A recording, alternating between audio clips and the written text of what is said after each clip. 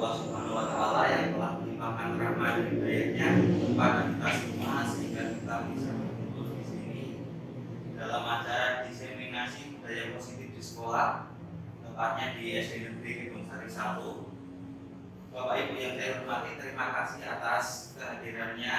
Perkenalkan, di sini saya Tony Nur Hidayat, calon guru penggerak angkatan 8 Kota Magelang, dan instansi saya di SD Negeri Gedung Sari 1. Di sini saya akan menyampaikan tentang diseminasi budaya positif di sekolah. Dalam budaya positif nanti itu konsep intinya ada 7,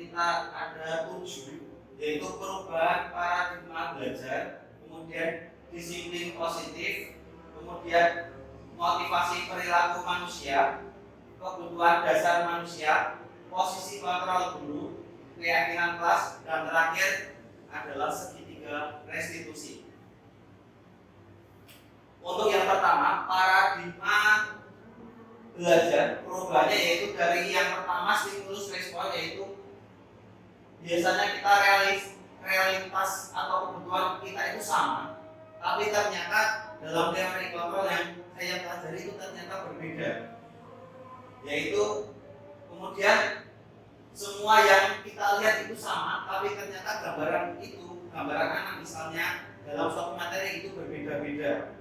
Kemudian kita mencoba mengubah orang agar berpandangan sama dengan kita, tapi ternyata teorinya kita berusaha memahami pandangan orang terhadap dunia. Jadi misalnya kita ingin mengubah seseorang, harusnya kita sendiri yang harus memahami dulu pandangan orang tersebut terhadap apa yang terjadi. Kemudian perilaku buruk itu dilihat sebagai suatu kesalahan, tapi teorinya semua perilaku itu memiliki tujuan, baik atau buruk pasti ada tujuannya.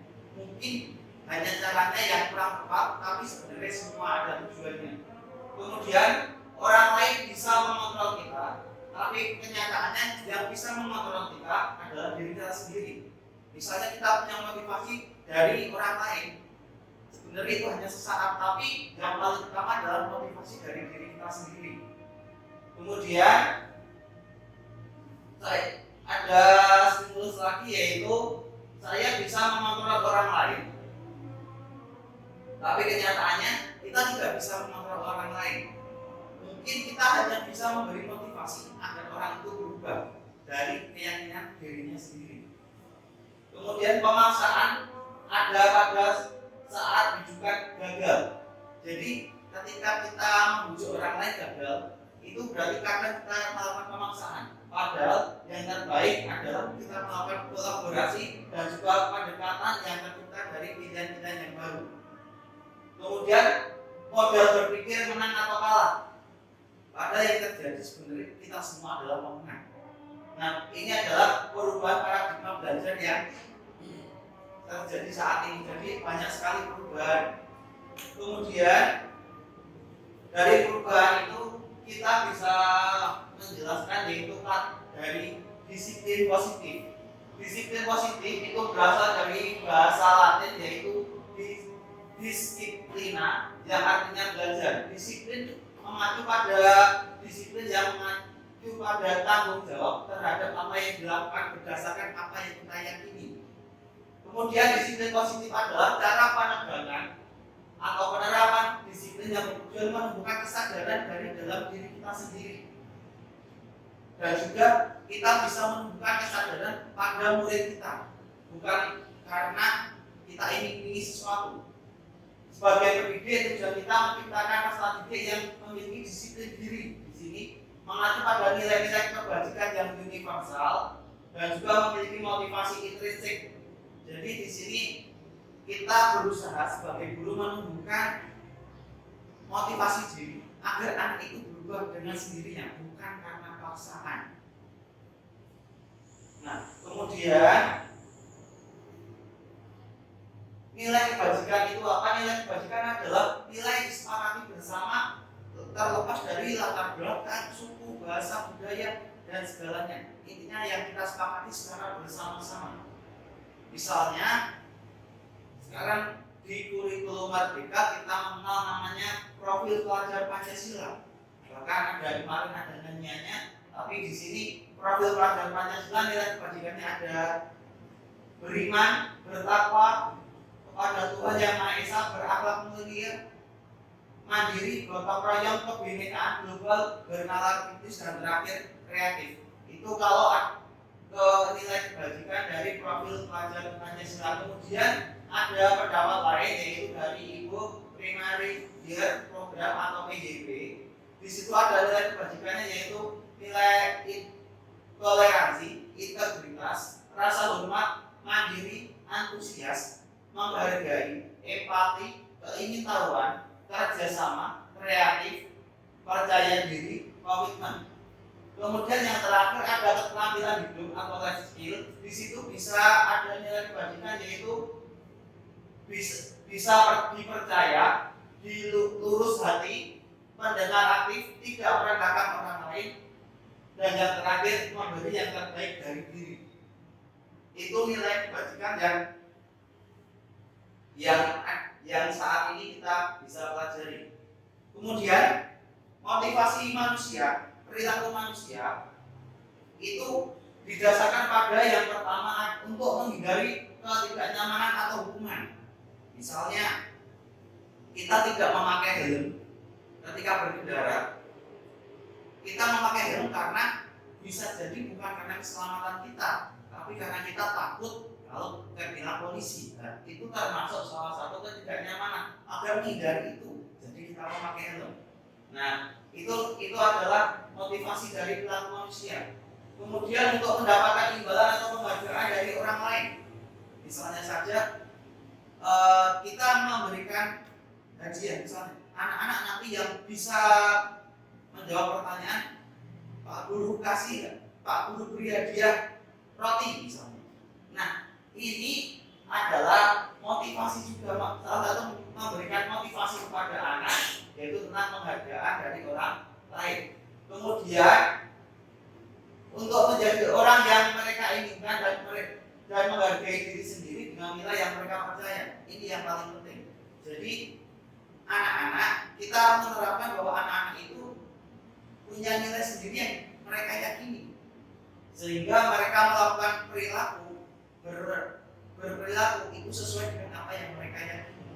Dan tugas kita adalah membimbing anak-anak itu agar sesuai dengan keyakinan yang baik, seperti itu.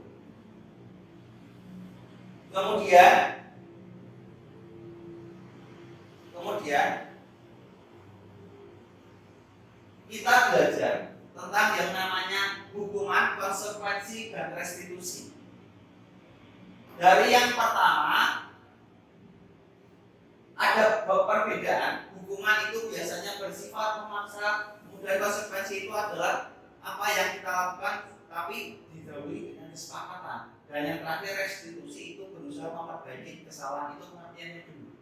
Kemudian dari perbedaannya, dari hukuman itu adalah menyakitkan yang terjadi, kemudian konsekuensi sesuatu yang harus terjadi, dan restitusi merupakan sebuah pilihan.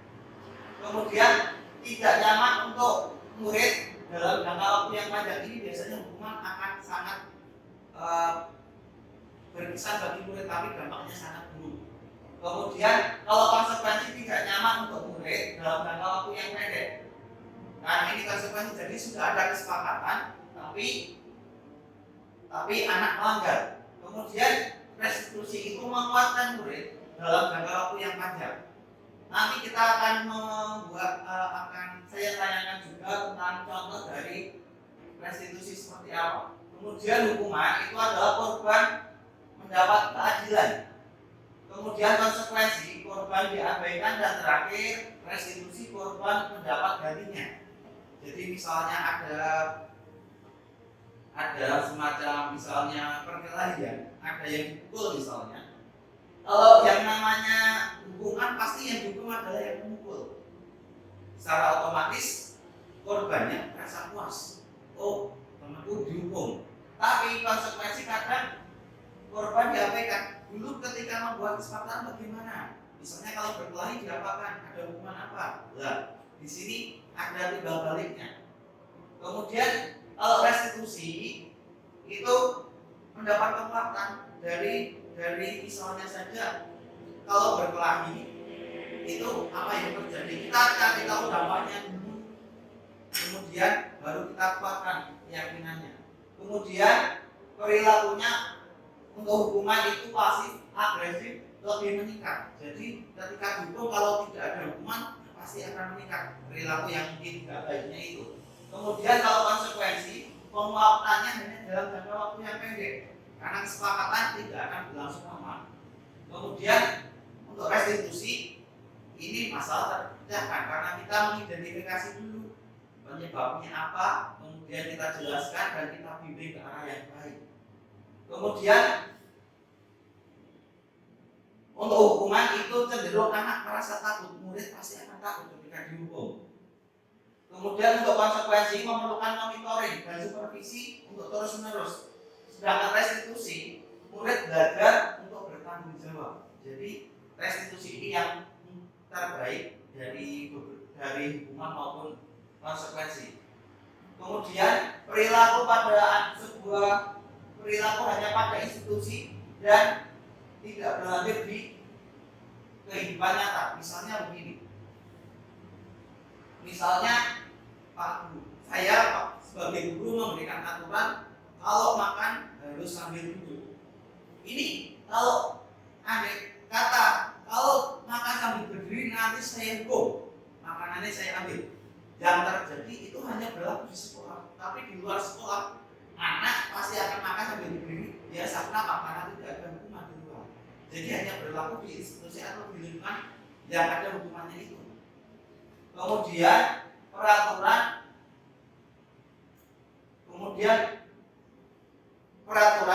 hukuman itu biasanya murid sangat benci sekali dan konsekuensi murid menghormati aturan tersebut. Sedangkan restitusi murid akan menghormati dirinya sendiri dan orang lain. Jadi lebih ke dirinya sendiri, keyakinan diri sendiri itu untuk restitusi.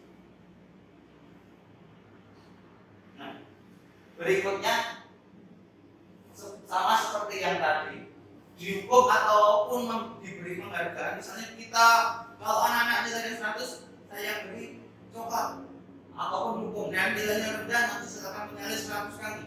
Yang terjadi adalah itu pengaruhnya hanya jangka pendek saja. Kemudian tidak efektif dan akan merusak hubungan. Yang dihukum pasti akan membenci dengan yang menghukum. Kemudian mengurangi ketepatan, menurunkan kualitas, mematikan kreativitas. Jadi anak akan terpaku pada aturan yang ada, tidak akan kreatif dengan apa yang akan dilakukan. Kemudian penghargaan dan menghukum. Nah di sini jadi kalau kita menerapkan hukuman ataupun penghargaan tentu akan sangat merugikan, terutama murid kita sendiri pasti akan terpaku pada hukuman ataupun penghargaan yang kita berikan. Jadi yang paling tepat adalah memberi motivasi dalam dirinya sendiri atau boleh dikatakan unsur intrinsik. Di sini kita memberi motivasi pada diri anak agar misalnya mau belajar, mau berbuat baik. Nah ini kita berikan motivasi dari dalam diri sendiri, bukan karena hukuman, dihukum ataupun mendapat penghargaan. Kemudian, nah di sini sebuah cara menanamkan disiplin positif pada murid itu ada banyak sekali, yaitu restitusi bukan untuk menebus kesalahan, namun belajar dari kesalahan. Jadi kata restitusi itu adalah proses untuk memperbaiki diri. Jadi bukan untuk menebus kesalahannya. Kemudian restitusi itu memperbaiki hubungan karena restitusi itu menjalin komunikasi yang baik. Kemudian restitusi menuntut untuk melihat ke dalam dirinya sendiri. Boleh dikatakan refleksi untuk diri kita sendiri.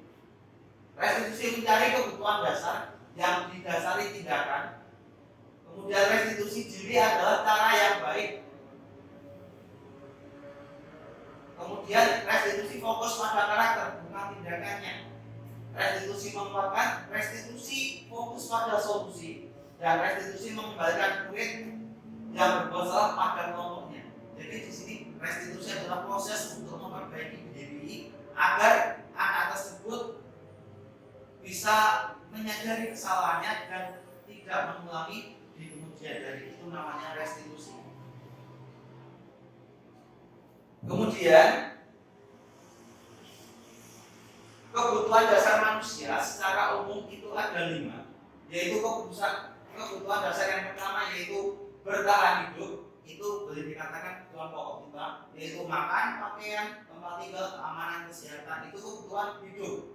Yang kedua, kasih sayang dan rasa diterima. Jadi selain kebutuhan hidup itu, kita juga memerlukan kasih sayang dan rasa diterima, dipedulikan, berbagi, kerjasama, bagian dari kelompok. Misalnya ada anak dikucilkan, pasti juga akan mengurangi hak dasarnya, kebutuhan dasarnya akan berkurang. Kenapa? Dia dijauhi temannya misalnya. Nah, kemudian penguasaan ini maksudnya harga diri, keinginan untuk dianggap memimpin, berprestasi, diakui dan didengar. Misalnya saya ambil contoh, ada anak yang mungkin perilakunya aktif atau mungkin bisa dikatakan hiperaktif. Terkadang kalau kita telusuri, anak itu hanya ingin diakui. Misalnya dia ingin diakui akan perilakunya, mungkin dia ingin tarik perhatian kita misalnya. Nah, itu adalah penguasaan. Keempat yaitu kebebasan mandiri, memiliki pilihan, mencoba hal baru dan mampu mengendalikan arah dirinya. Kemudian yang kelima adalah kesenangan, bermain, humor, antusias dan tertawa. Ini pasti adalah kebutuhan hidup kita. Kita juga butuh namanya senang-senang. Boleh dikatakan kita piknik dan sebagainya, itu adalah kebutuhan dasar kita. Tanpa piknik, boleh dikatakan kita pasti stres misalnya. Nah, itu pasti semua butuh itu. Tidak mungkin tidak, meskipun kata kesenangan itu berbeda-beda. Ada yang mungkin hobinya mancing, dengan mancing kita jadi senang. Ada yang mungkin harus jalan-jalan ke mall atau mungkin ke pantai. Nah, ini beda-beda. Nah, sekarang posisi kontrol guru itu ada 5, yaitu menghukum, menjadi teman, membuat rasa bersalah, memantau, dan terakhir manajer. Menghukum itu maksudnya ketika anak berbuat salah langsung dihukum tanpa mencari alasan. Misalnya saya ambil contoh anak terlambat. Ketika masuk sekolah anak itu terlambat, langsung disuruh lari mengelilingi lapangan. Nah, itu namanya menghukum di situ. Sebagai teman bisa jadi adalah perhatian murid. Kemudian membuat rasa bersalah, ketika anak bersalah, kita turunkan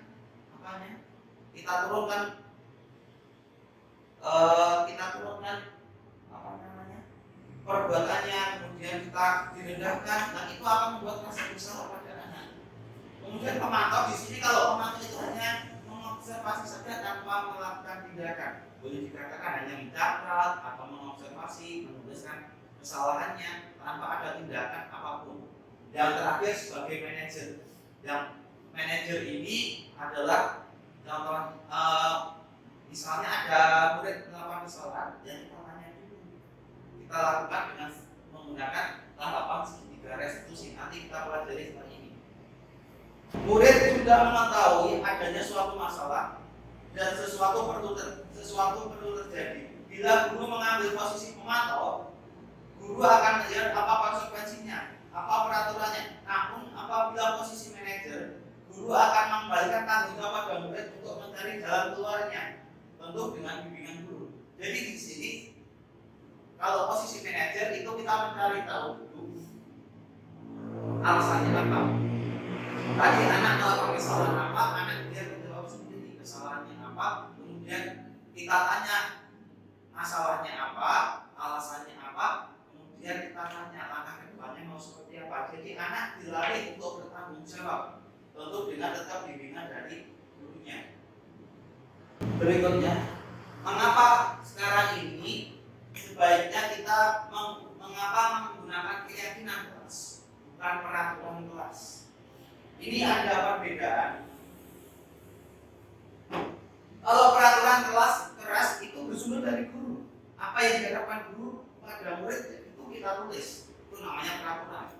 Dan ada konsekuensi, ada hukumannya. Tapi kalau keyakinan kelas itu adalah bersifat abstrak dan pernyataannya universal. Senantiasa dibuat dengan bentuk positif dan tidak terlalu banyak. Kemudian dapat diterapkan di lingkungan. Semua warga kelas mengikuti dan berkontribusi dalam membuatnya juga. Bersedia meninjau keyakinan kelas dari waktu ke waktu. Misalnya begini, ketika kita memberikan pertanyaan, ketika kita memberikan pernyataan tentang sebuah aturan, nah itu kan nanti anak disuruh aturan apa yang diinginkan. Nah itu kita yang menulis, anak-anak juga berkontribusi di situ. Anak-anak bikin aturan yang bagaimana. Nah itu nanti masuk keyakinan kelas. Kemudian dari peraturan-aturan yang ada yang disebutkan anak-anak, kita jadikan menjadi kata bentuk kalimat positif. Bentuk kalimat positif itu tidak ada kata tidak ataupun tidak ada larangan. Misalnya tidak boleh terlambat, itu masih aturan. Kalau dijadikan keyakinan, jadinya adalah misalnya disiplin waktu.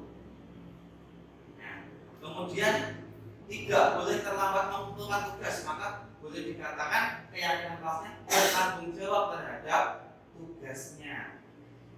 Misalnya tidak boleh membuang sampah sembarangan, maka diubah ke keyakinan kelas menjadi menjaga kebersihan. Seperti itu Bapak Ibu. Itu keyakinan kelas. Kemudian tahapannya untuk membuat yaitu membuat peraturan kelas.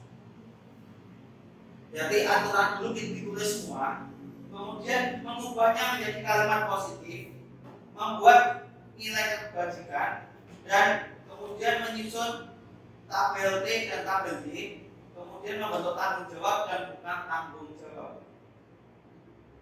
Nah itu akan menjadi keyakinan kelas di situ nanti. Nah untuk contoh keyakinan kelas ini sudah ada contohnya seperti ini.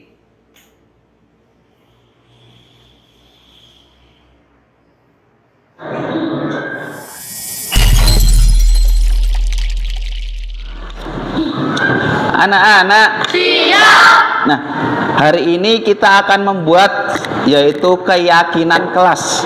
Keyakinan kelas itu dimulai dari kesepakatan kelas dulu. Nanti selama 1 tahun ke depan kita belajar di kelas 6 ini, kita mau melakukan apa saja. Apa saja yang kita inginkan, kita buat aturannya dulu. Kita buat kesepakatan dulu ya. Yang pertama misalnya kesepakatan kelas yang pertama pengen apa? Misalnya dicoba dulu. Mau apa? Coba angkat tangan. Tidak boleh terlambat. Tidak boleh terlambat, kita tulis dulu ya. Tidak boleh terlambat. Ya, ada lagi? Tidak boleh makan di kelas. Tidak boleh makan di kelas. Bagus. Yuk lanjut lagi, apa lagi? Mengumpulkan tugas tepat waktu. Berarti mengumpulkan tugas tepat waktu. Ada lagi? Sebanyak-banyaknya nggak apa-apa, yang kamu penginkan seperti apa coba? Tidak boleh bertengkar. Ya, tidak boleh bertengkar. Ada lagi? Sebanyak-banyaknya coba. Misalnya kalian memakai seragam warna-warni boleh tidak? Nah, berarti apa coba? Tidak boleh apa?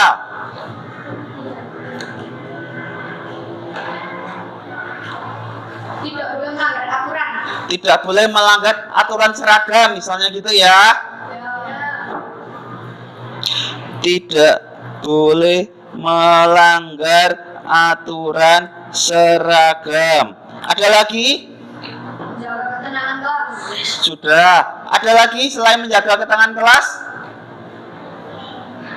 Ayo selain Abi boleh kok. Siapa? Ayo Fari. Ayo Nabil, apa Nabil? Piket kelas. Piket kelas bagaimana? Sesuai. Melaksanakan piket kelas. Boleh tidak misalnya kita membuang sampah di kelas atau di laci misalnya? Boleh. Nah, berarti tidak boleh membuang sampah sembarangan. Ada lagi? Coba, apalagi coba dipikirkan. Selain itu ada lagi tidak kira-kira? Memakai seragam sudah tadi, ada lagi? Ayo apa? Misalnya apa Pil? Ya, tidak boleh memakai sepatu warna-warni ya. Ada lagi? Kira-kira boleh bolos tidak? Tidak. Nah, berarti apa? Tidak boleh bolos. Kesepakatan kita apa saja selain ini misalnya? Pada guru. Nah, sopan kepada guru boleh.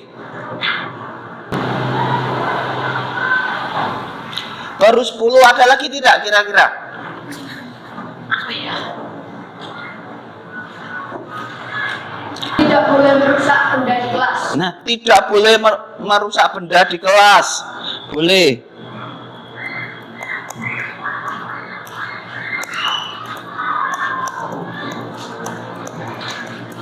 Ada lagi? Boleh tidak? Misalnya Pak Tony tanya, boleh tidak kalian mengejek temannya? Tidak. Nah, berarti apa? Tidak boleh saling mengejek. Iya, tidak boleh saling mengejek. Karena itu termasuk Iya. pembulian. Ada lagi? Kira-kira apa? Ada lagi tidak?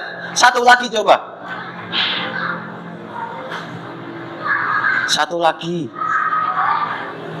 Yang kalian mungkin pengen apa di kelas silahkan. Yuk, ada lagi? Coba ada lagi tidak kira-kira yang ingin kalian lakukan? Kesepakatannya apa selain ini? Sudah? Cukup? Cukup. Kita ada aturan 12 ya. Yang pertama, tidak boleh terlambat. Yang kedua, tidak boleh makan di kelas. Kalau minum boleh tidak? Boleh, nggak apa-apa ya, minum boleh. Tapi kalau makan tidak boleh. Kenapa? Mengganggu konsentrasi, nanti temennya nggak pengen ya. Berikutnya nomor 2, nomor 3, mengumpulkan tugas tepat waktu. Berarti tidak boleh terlambat tugasnya. Berikutnya nomor 4, tidak boleh bertengkar. Ya, jadi kalian harus bagaimana? Akur, boleh. Kelima, tidak boleh melanggar aturan seragam. Kita seragam sudah disepakati bersama ya dari sekolah ya, maka kita harus taati. Berikutnya yang ke-6, melaksanakan piket kelas. Sudah dibagi ya kelompoknya. Nah, maka harus dilaksanakan. Kemudian tidak boleh membuang sampah sembarangan. Lalu berikutnya tidak boleh memakai sepatu warna-warni. Yang ke-9, tidak boleh bolos atau ini meninggalkan jam pelajaran tanpa izin Pak Guru ya. Berikutnya, sopan kepada guru, termasuk perilaku dan juga kata. Berikutnya yang ke-11, tidak boleh merusak benda yang di kelas karena ini fasilitas sekolah, maka tidak boleh dirusak. Terakhir, tidak boleh mengejek temannya. Sepakat tidak? Nah, berikutnya setelah kesepakatan kita akan membuat yang namanya keyakinan kelas.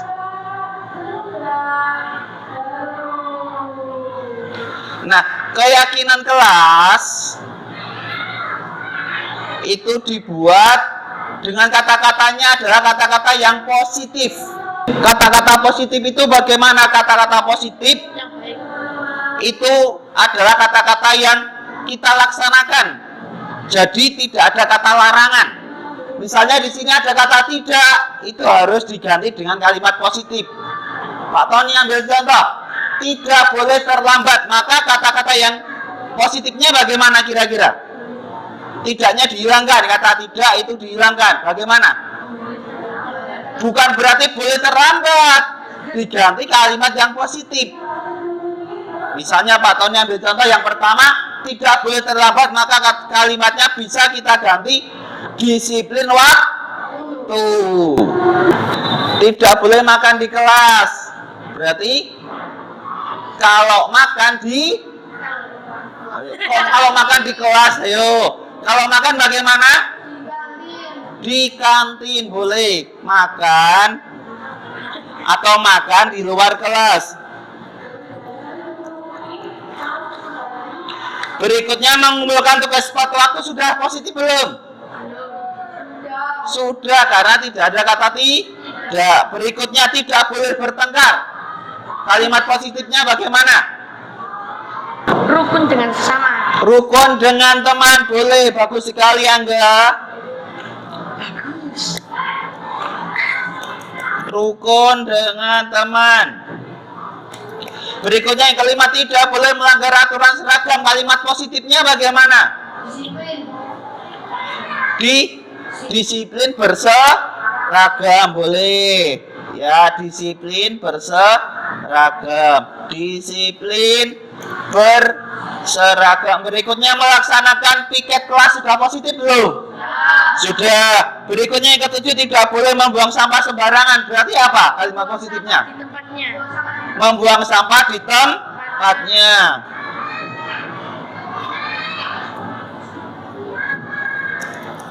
Membuang sampah di tempatnya.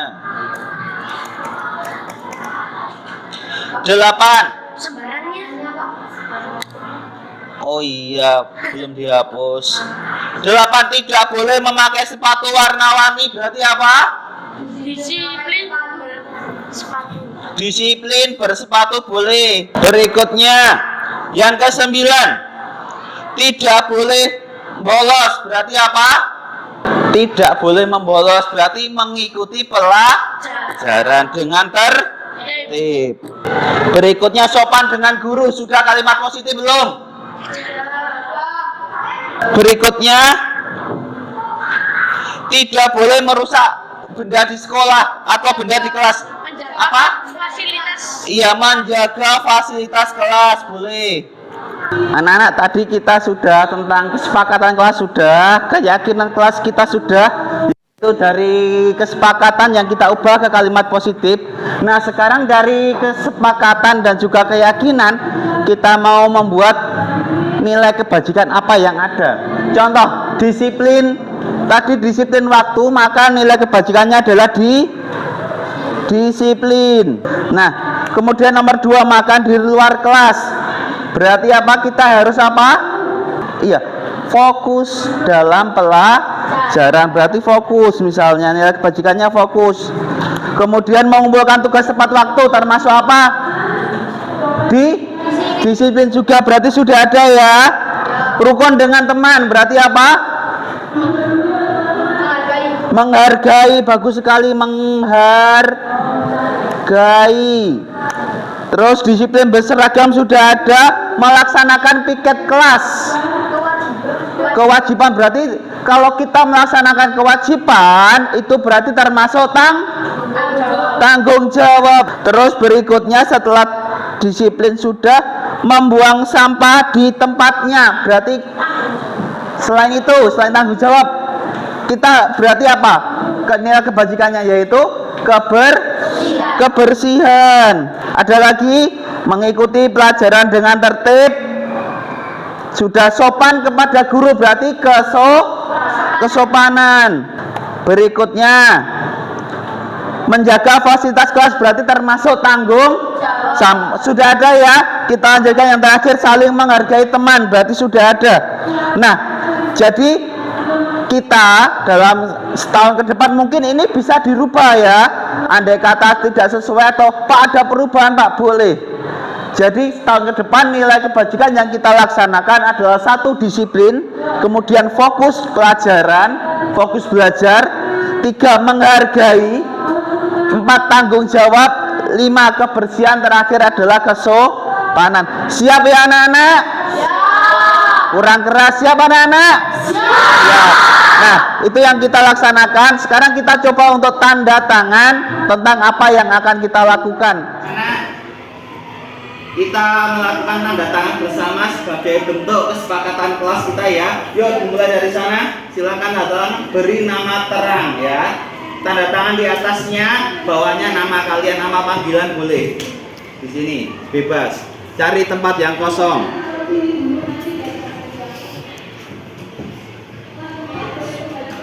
Lanjut belakangnya.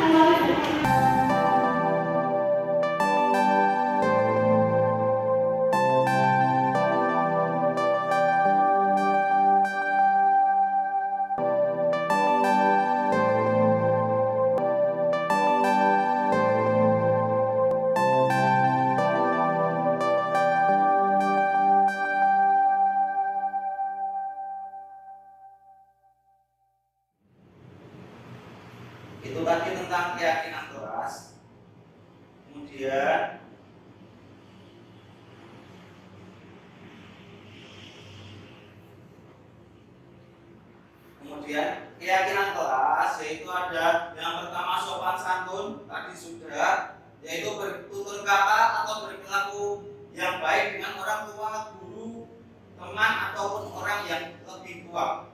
Kemudian tanggung jawab di sini adalah tanggung jawab mengerjakan tugas dengan sungguh-sungguh atau mengerjakan tugas dengan sungguh-sungguh.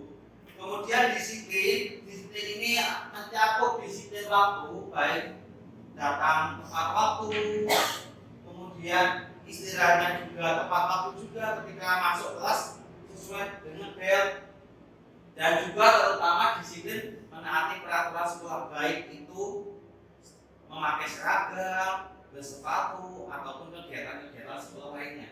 Kemudian menghargai, di sini menghargai adalah menghargai perbedaan teman, baik suku, fisik, agama dan lainnya. Jadi kita harus saling menghargai agar tercipta kerukunan, sebenarnya seperti itu. Dan boleh dikatakan tidak ada pembulian. Kemudian jujur di sini adalah berkata sesuai fakta dan mengerjakan tugas sesuai kemampuan. Kemudian, nah ini ketika anak berbuat salah, kita bisa memakai tahapan segitiga restitusi, yaitu proses pengkondisian murid untuk memperbaiki kondisi mereka sehingga dapat kembali ke kelompok mereka dengan karakter yang lebih kuat.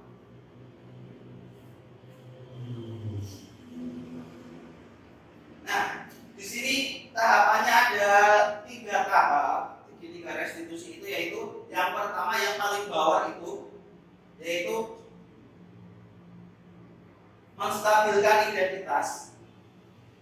Di menstabilkan identitas ini ada pernyataan yaitu setiap orang pasti pernah melakukan kesalahan dan murid itu tidak satu-satunya yang melakukan kesalahan ini. Jadi anak akan merasa lega, oh kesalahannya masih wajar.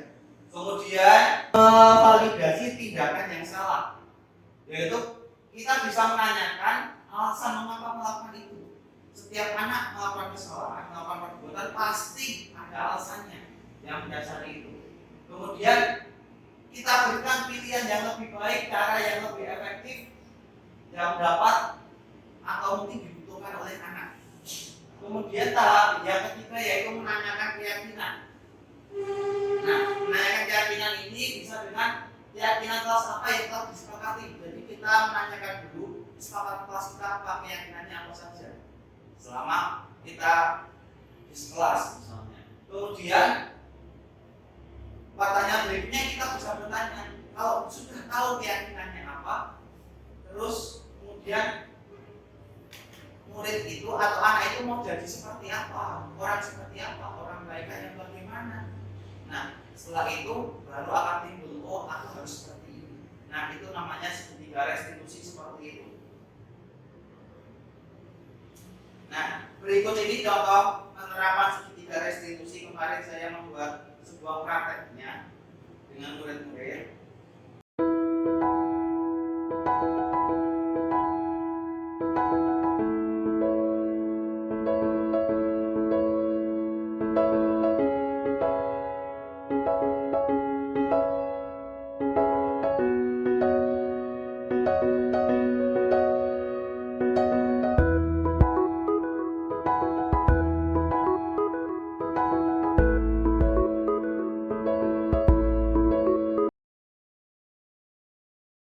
Udahlah, jangan gitu. Nggak mau. Kamu tuh kalau kalah tuh ngakuin aja. Dasar gendut. Siapa gendut? Kami itu tuh gendut. Dasar mak lampir. Gendut anaknya Citra. Ya gak usah bawa nama orang tua toh. Ya biarin orang ibumu juga namanya Citra kok. Citra. Tenang, kamu gak usah bawa orang tua ngapa? Ya biarin orang ibunya juga namanya Citra kok. Ya bahaya tak? Enggak, orang itu juga ibunya Citra. Yani. Dari Pak Tony loh. Biarin sana. Udah Citra aja neng. Iya, silakan duduk Danes. Selamat siang Danes. Siang. Danes, tadi kenapa kok kayaknya di kelas ribut sekali ya? Saya berantem sama Brian, Pak. Loh, berantem bagaimana? Mengejek. Ngejek bagaimana coba? Mengejek dengan nama orang tua dan body shaming. Oh, mengejek orang tua. Body shaming-nya bagaimana? Mengatakan kalau Brian itu gendut. Oh, begitu. Jadi Danes mengejek terus sampai Febrian nangis begitu ya? Iya. Nah, Danes, itu kira-kira perbuatan baik tidak, Danes? Tidak. Tidak. Nah, semua orang pasti melakukan kesalahan juga, termasuk Febrian juga mungkin salah sama Danes, terus Danes juga melakukan kesalahan juga. Tapi itu adalah hal yang wajar, tidak apa-apa. Yang penting mau memperbaiki diri.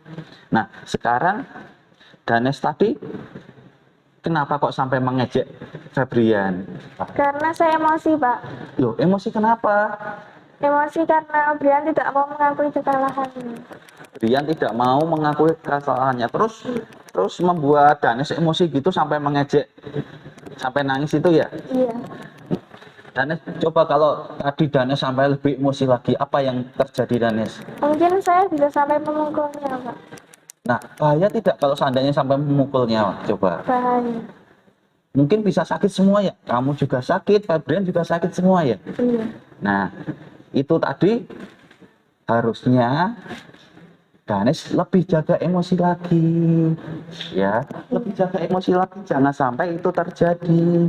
Sekarang coba misalnya Danes diajak dengan nama orang tua, mau tidak? Tidak. Tidak. Nah, maka dari itu, kalau tidak mau diajak dengan nama orang tua, maka Danes jangan ngajak dengan nama orang tua juga, kan begitu ya? Iya. Nah, kemudian kira-kira dari kejadian tadi itu harusnya Danes bagaimana? Menahan emosi. Menahan emosi. Terus kalau sudah melakukan kesalahan dengan temannya harus bagaimana, Danes? Meminta maaf. Nah, tapi sudah minta maaf belum? Belum. Oh, ya nanti setelah ini Danes minta maaf ya sama temennya. Iya. Danes, pas awal pembelajaran itu kita kan sudah buat kesepakatan kalau kita harus bagaimana dengan temennya. Tidak saling mengejek. Nah, tidak saling mengajak, boleh berkelahi tidak? Tidak. Nah, apalagi karena yang namanya nanti mengejek itu bisa menyebabkan perkelahian, maka tidak boleh, Danes. Danes berteman dengan temannya seperti apa kalau di kelas pengennya? Hidup rukun, bermain bersama, dan belajar bersama. Nah, itu bisa terjadi kalau semuanya bisa nahan emosi, betul nggak, Danes? Betul. Nah, Danes, kalau dari Danes sendiri pengen jadi anak yang seperti apa? Anak baik yang bisa berteman dengan semua teman. Ya, nah itu janji Danes, itu harapan Danes kan. Semoga setelah ini Danes bisa minta maaf dengan Febrian dan juga bisa rukun dengan teman-temannya sekelas. Gitu ya, Danes? Iya. Nah sekarang silahkan nanti minta maaf, boleh kembali ke kelas, ya. Makasih. Ya. Namaku Danes Ferdastiani. Saya senang sekali belajar praktek segitiga restitusi. Saya jadi belajar menemukan solusi dari sebuah masalah dan menjadi anak lebih baik lagi. Terima kasih, Pak Tony.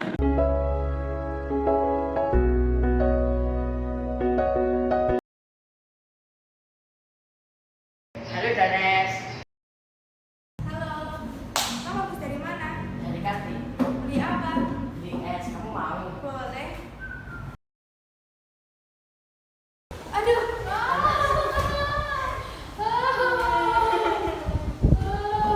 Kamu jangan kayak gitu. Gak bahaya tak? Enggak, orang aku nggak sengaja. Kasihan Danes. Maaf ya tadi saya nggak sengaja. Nih. Selamat siang, Febrian. Siang, Pak. Febrian, tadi di kelas ada kejadian apa ya? Gak apa-apa, Pak. Tadi cuma Danes jatuh. Loh, jatuh dari mana? Jatuh dari kursi, Pak. Kok bisa jatuh? Kenapa? Karena saya tadi menarik kursinya. Menarik kursinya terus Danes jatuh begitu ya? Iya. Danes terus bagaimana? Tidak apa-apa, Pak. Nangis enggak? Iya. Nah, kesakitan tidak? Iya. Nah, kira-kira itu perbuatan baik tidak? Tidak. Nah, kalau tidak baik, nah berarti ini Febrian melakukan kesalahan kepada Danes begitu ya? Iya. Nah, Pak Tony tidak mencari siapa yang salah. Semua orang pasti punya salah, Febrian. Pak Tony sendiri juga pernah salah? Iya, pernah. Febrian juga pernah. Jadi melakukan kesalahan itu wajar. Hanya Febrian harus bisa memperbaiki diri. Betul begitu ya Febrian? Kemudian kenapa kok sampai Febrian sampai menarik kursinya itu tadi? Tadi saya cuman iseng, Mbak. Iseng saja. Iya. Terus Danes sampai jatuh. Iya, Nah, kalau seperti itu berbahaya tidak? bahaya. Bahaya bagaimana coba? Nanti bisa tidak sadarkan diri. Nah, Febrian tahu itu kan kalau itu berbahaya. Ingat ya Febrian, di dalam belakang, tulang belakang itu ada saraf-sarafnya. Kalau sampai kebentur, nanti bisa tidak sadarkan diri. Febrian tahu itu kan. Nah, maka dari itu Febrian jangan sampai mengulangi lagi, betul atau tidak? Iya. Berarti nanti Febrian bersedia tidak mengulangi kesalahan ini lagi. Iya, bersedia. Iya, Febrian pas awal pembelajaran kemarin kita sudah membuat kesepakatan kelas apa sih yang diinginkan coba? Bercanda tapi tahu batasannya. Nah, bercanda tahu batasannya. Batasannya seperti apa Febrian? Berteman dengan baik dan tidak menyakiti temannya. Nah, baik, kita sudah tahu, Febrian sudah tahu juga bahwa kita tidak boleh menyakiti teman begitu ya, karena itu tidak baik. Terus sekarang Febrian sudah tadi membuat Danes nangis dan sakit. Terus mau bagaimana dan Febrian? Mau berminta maaf. Nah, setelah ini Pak Tony minta tolong agar Febrian juga mau mengakui kesalahannya dan minta maaf kepada Danes. Begitu ya Febrian? Silakan boleh minta maaf ke Danes. Udah? Ya. Nama aku Muhammad Febrian Rizky Adani. Saya senang sekali belajar praktek segitiga restitusi. Saya jadi belajar dari banyak kesalahan dan berusaha tidak mengulangi lagi untuk menjadi anak baik bagi orang tua, guru, dan teman-teman. Terima kasih Pak Tony. Itu tadi contoh dari praktek segitiga restitusi. Nah, itu tadi penjabaran atau penjelasan diseminasi tentang budaya positif yang saya lakukan dan beberapa sudah saya praktekkan. Mungkin nanti ke depannya dari Bapak Ibu guru yang lain bisa juga menerapkan ini semua karena ini pastinya baik untuk anak-anak. Tapi pastinya dari apa yang saya sampaikan pasti ada beberapa yang mungkin Bapak Ibu ingin tanyakan. Monggo Bapak Ibu yang ingin bertanya silakan. Monggo Bu Dewi silakan.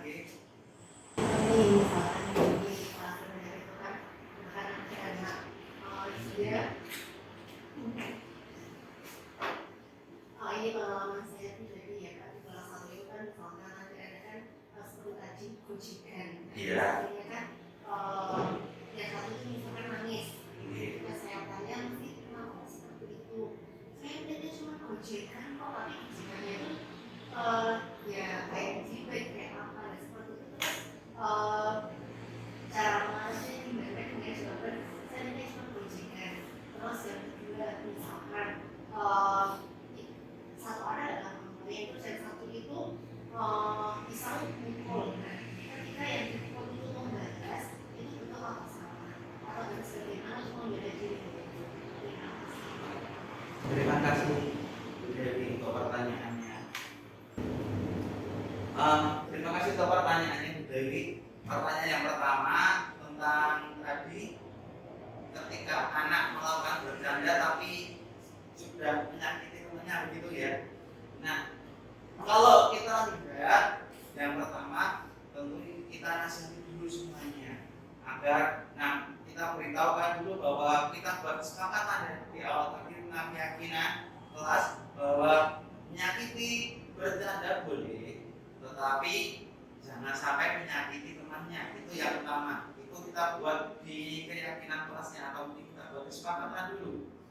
Nah, kemudian sama seperti yang dipraktekkan tadi yang murid Febrian tadi, di kesepakatan kelas ada bercanda boleh, tapi tidak boleh menyakitinya. Itu yang menjadi poin utama dulu. Kemudian kalau memang ada yang melakukan hal itu, maka kita yang pertama menanyakan dulu alasannya apa, tadi jiwetnya kenapa, alasannya apa, kemudian baru kita lakukan misalnya tahap ke segitiga restitusi, misalnya yaitu kita bertanya dulu apa alasannya, kemudian kedua kita bisa memberikan apa yang terjadi misalnya kalau jiwetnya turun lagi, misalnya sampai berdarah misalnya, kan juga kasihan juga sama temennya.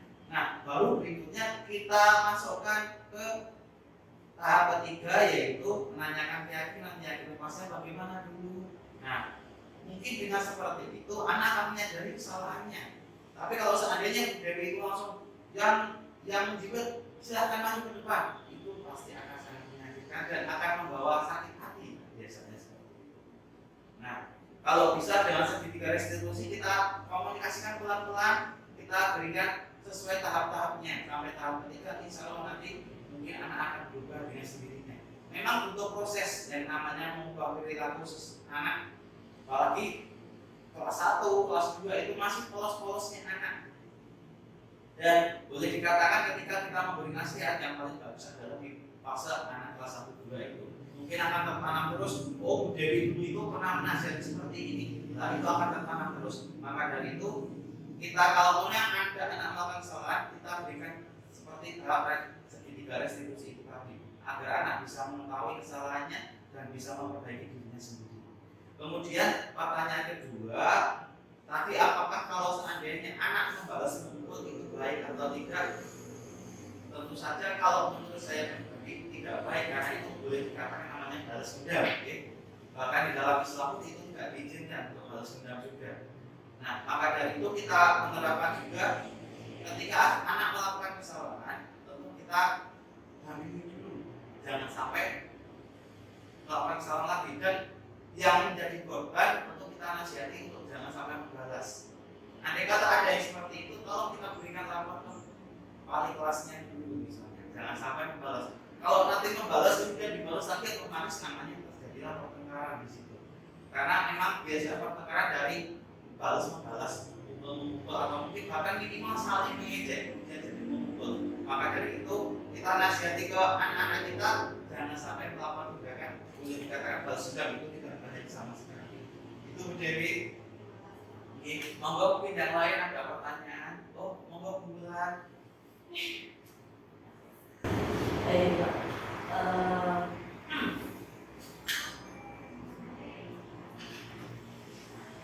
Misalnya Pak, kita di sekolahan ada permasalahan dan antara anak yang bermasalah itu dua-duanya sudah kita selesaikan.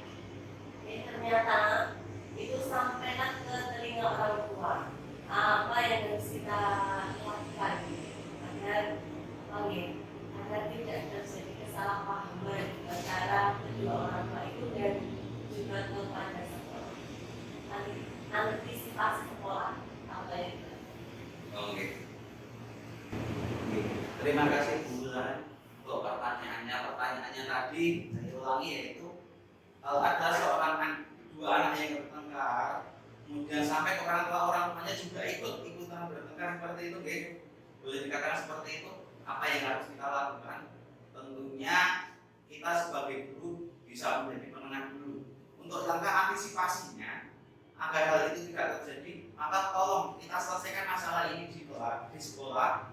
Kemudian andai kata memang orang tua masih belum terima ataupun bagaimana, silakan orang tua datang ke sekolah, kita mediasi. Jangan sampai orang tua bertengkar di luar sekolah tanpa pendampingan sekolah, itu yang berbahaya. Jadi misalnya ada yang bertengkar, orang tua tidak terima, langsung dipanggil ke sekolah saja dulu. Jangan sampai orang tua bertengkar di luar tanpa sepengetahuan sekolah, itu sangat berbahaya sekali. Kemudian yang berikutnya, kalau memang ada yang seperti itu, tolong masalah ini jangan sampai diselesaikan lewat WA ataupun media sosial yang lain, karena biasanya semakin diselesaikan dengan WA, otomatis masalah akan semakin rumit, biasanya seperti itu. Jadi kita datangkan orang tuanya berdua, anaknya juga, kita mediasi semua, kita selesaikan semua, jangan sampai ada masalah yang di luar itu, dan kita selesaikan hari itu juga kalau bisa, agar cepat selesai. Jangan sampai intinya ada rasa dendam baik anaknya maupun orang tuanya. Biasanya memang kalau anak ketika berantem dengan temannya, itu mereka itu tidak akan sampai sudah besoknya sampai membalas, tidak. Tapi masalahnya memang di orang tuanya. Jadi kalau memang ada yang tidak terima, kita panggil dulu, kita mediasi. Kemudian langkah preventifnya, kita berikan aturan kita berikan keyakinan ke orang tua bahwa kalau ada anak yang bermasalah atau berkelahi, itu adalah kalau itu masih di lingkup sekolah, itu adalah urusan dari sekolah. Orang tua tidak boleh ikut campur. Orang tua hanya boleh menyampaikan masalahnya ke sekolah, bukan ke yang menjadi pelaku ataupun korbannya. Jadi jangan sampai orang tua langsung berkomunikasi dengan orang tua yang bersangkutan, itu mungkin akan jadi salah pahamnya lebih banyak. Jadi ke sekolah dulu, kita tampung di sekolah dulu. Sebagai wali kelas tentu kita mediasi. Andai kata memang masalahnya mungkin lebih rumit, maka mungkin kita bisa meminta bantuan ke ibu kepala sekolah atau bapak kepala sekolah seperti itu. Jadi masalahnya kita bisa atasi lebih cepat, jangan sampai berlarut-larut juga. Karena semakin berlarut maka akan berdampak di kelas itu juga. Karena orang tua ketika mungkin masuk ke dalam anak-anak, resikonya pasti akan membela anaknya itu. Jadi kita sebagai mediator harus lebih baik lagi untuk menjalankan menjalankan posisi kita. Tadi kita sudah belajar tentang kontrol media, kontrol dulu, yaitu sebagai manajer. Jadi di sini kita fokuskan agar bisa lebih baik lagi untuk mengkondisikan anak kita. Itu bulan.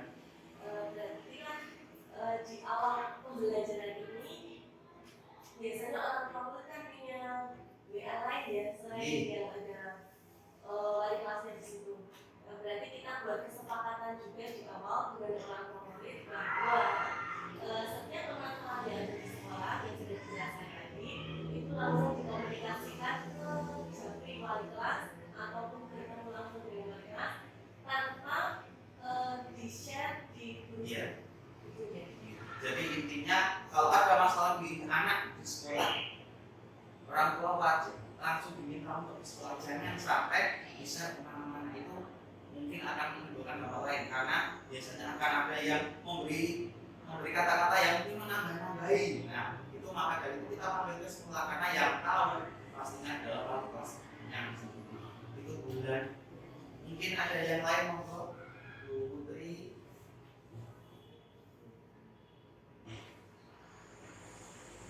Mungkin ada yang lain, silakan.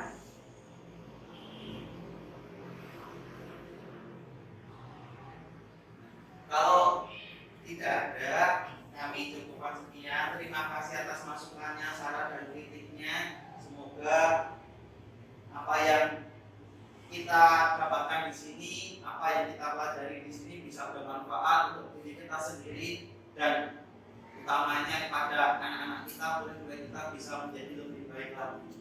Nah, itu harapan saya, disiplin positif ini bisa kita terapkan di dalam kita menjadi guru di kelas maupun di sekolah ini. Harapan itu semoga kita bisa laksanakan agar sekolah kita menjadi lebih maju dan anak-anak kita menjadi lebih baik lagi dan memiliki karakter yang pastinya lebih baik lagi. Terima kasih atas perhatiannya. Mohon maaf apabila ada kesalahan. Saya akhiri. Assalamualaikum warahmatullahi wabarakatuh. Halo, assalamualaikum warahmatullahi wabarakatuh. Perkenalkan, saya Dini Musibah dari SD Negeri Kedung Sari 1. Terima kasih untuk Bapak Tony yang hari ini telah mengajak kami dalam kegiatan diseminasi JGP Angkatan 8. Banyak sekali manfaat yang kita dapatkan, terutama tadi kita mengenal tentang bagaimana cara menghadapi anak-anak yang bermasalah. Jadi kita di situ ada sedikit restitusi, tidak ketika anak bermasalah kita tidak langsung menyalahkan, tapi kita mencari tahu dulu apa penyebabnya dan kenapa dia melakukan hal tersebut. Nah, selain itu kita juga belajar tentang kesepakatan kelas, keyakinan, kemudian tentang perbedaan antara hukuman, konsekuensi, dan restitusi. Terima kasih Bapak Tony atas ilmunya. Assalamualaikum warahmatullahi wabarakatuh. Saya Hadiati Wulandari, guru di SD Negeri Kedung Sari 1, di mana hari ini telah mendapatkan ilmu dari Bapak Tony Hidayat, calon guru penggerak angkatan 8. Di mana hari ini saya sudah mendapatkan ilmu bagaimana cara-cara menghadapi anak-anak yang melakukan kesalahan, di mana kita tidak harus langsung menyalahkan anak, tapi kita sebagai guru harus tahu permasalahan kenapa anak itu melakukan hal seperti itu, menggunakan segitiga restitusi. Ilmu yang sangat baik sekali yang insya Allah nanti akan saya gunakan untuk mendidik anak-anak saya selanjutnya. Terima kasih Bapak Tony untuk ilmunya hari ini. Sukses untuk Pak Tony. Wassalamualaikum warahmatullahi wabarakatuh.